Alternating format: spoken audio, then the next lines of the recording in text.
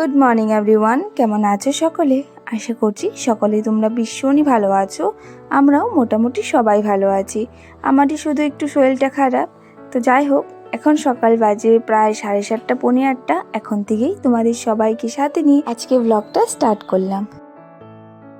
কয়েকদিন থেকেই বৃষ্টি শুরু হয়েছে, তো নামছে আর কমছে। তো আজকে আবার সকালে এখন একটু বৃষ্টি কমেছে, তো ভাবলাম সকালে রান্নাটাকে একটু তাড়াতাড়ি সেরে নিই।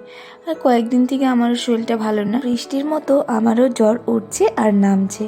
ওষুধ খেলে একটু কমে যায়, তারপর আবার সেই জ্বর হচ্ছে। তো যাই হোক, এখন একটু জ্বরটা কমেছে, তো তার জন্য সকালে রান্নাটা সেরে নিলাম। তো আজকে রান্না করছি এই যে ডাল আর একটা ভাজি করেছি। আর এখানে প্রেসার কুকারে চাউলটা দিয়ে রাখলাম, ভাতটা বসিয়ে দেবো বরমশাই উঠলে তারপর। জ্বর ওঠার পর তো কিচ্ছু খেতে ইচ্ছে করে না। সকাল থেকে খিদে তো পেয়েছে, কিন্তু মুখে না কিচ্ছু দিতে ইচ্ছে করছে না।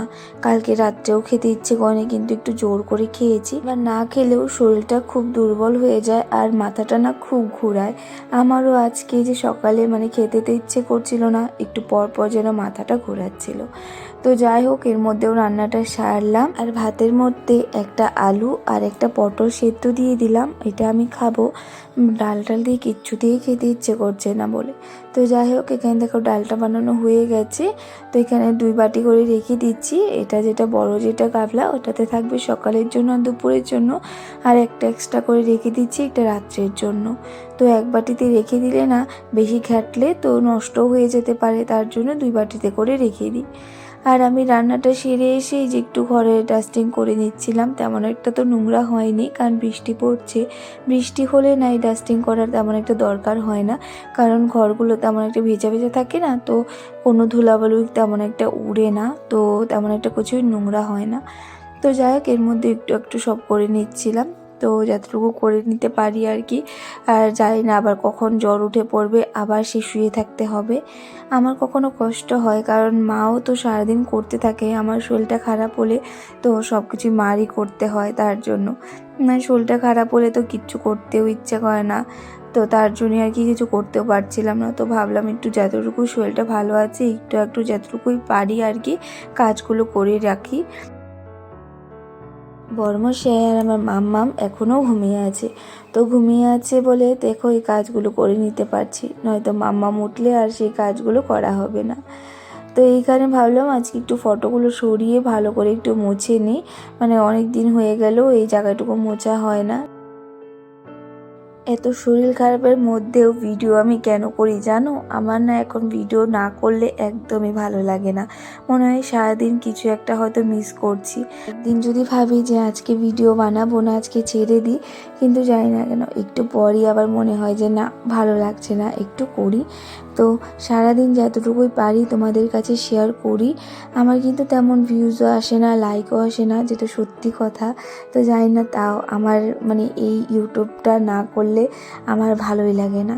আমার জানি না কেন এই জিনিসটা এখন ভালো লাগা হয়ে গেছে, না করলে ভালোই লাগে না বলতে পারো।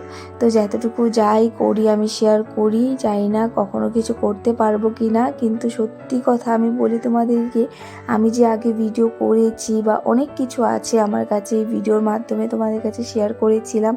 এই ভিডিওর মাধ্যমে আমি সবাইকে খুঁজে পাই, কারণ অনেক কেউ আছে যে আমাদের কাছে এখন আর নেই, কিন্তু আমি ভিডিও করে রেখেছিলাম বলে আমার কাছে এই ভিডিওসগুলো আছে। তো জানি না কখনো ভিউজ লাইক বাড়বে কি না, কিন্তু সত্যি কথা বলতে আমি যে ভিডিওগুলো দেখতে পাই পরে গিয়ে, এটাই হলো আমার কাছে সবচেয়ে থেকে বড় ভালো লাগা। তো যাই হোক, এখানে কিন্তু আমার সকালে কাজগুলো কমপ্লিট হলো। তারপরে এই যে এখন আমার মামামকে নিয়েছি খাওয়ানোর জন্য, ও দেখো খেতেই যাচ্ছিল না, ভাগতে ভাগতে শুধু উপরে চলে যাচ্ছিল।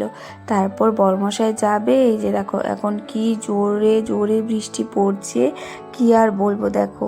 আর এই দেখো বৃষ্টির জল কোথায় চলে এসেছে, আমাদের বারান্দাতে একদম ঘরের ভেতরেই ঢুকে পড়ছে। প্রায় অনেকক্ষণ পর বৃষ্টি কমার সাথে সাথেই আমি কলপারে গিয়ে সবগুলোই বাসন ধুয়ে নিয়ে আসলাম, কারণ এই বৃষ্টি যা জোরে পড়ছিল এই মধ্যে কিন্তু আর বাসন ধোয়া যাচ্ছিল না। তো ঘরে বসেই মামাকে একটু পড়াচ্ছিলাম। তো এখন বৃষ্টিটা কমার পর এই যে এখন বাসনগুলো ধুয়ে নিয়ে আসলাম, ধুয়ে একটা একটা করে সব কিছুই সবার জায়গায় রেখে দিচ্ছি।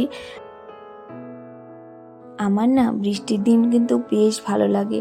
যেদিন কাজ না করতে হয় ওই দিন তো আরও ভালো লাগে, আর কাজ করতে হলেও ভালো লাগে। জানি না কেন আমার এত ভালো লাগে, ছোটোর থেকেই আমার বেশ ভালো লাগে। এখনও শুধু মনে হয়, এখন তো কাজ করতে হয় তাও মনে হয় যে না আরও যদি বৃষ্টি হতো। যেমন ধরো রাখো এই যে আজকে একটু বৃষ্টি হলো, আবার ভাবছিলাম কমে যাচ্ছিলো, তো তখন আবার মনে হচ্ছিল আর বৃষ্টি কমিস না, আরও জোরে জোরে নাম।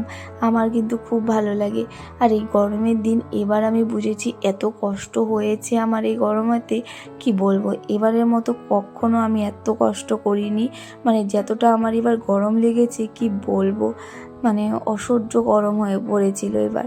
তো তাই ভাবছিলাম এবার বৃষ্টিটা কমিস না, এমনই থাক, গরমের দিনটুকু এভাবেই যদি কেটে যেত কত ভালো হতো, তাই ভাবছিলাম।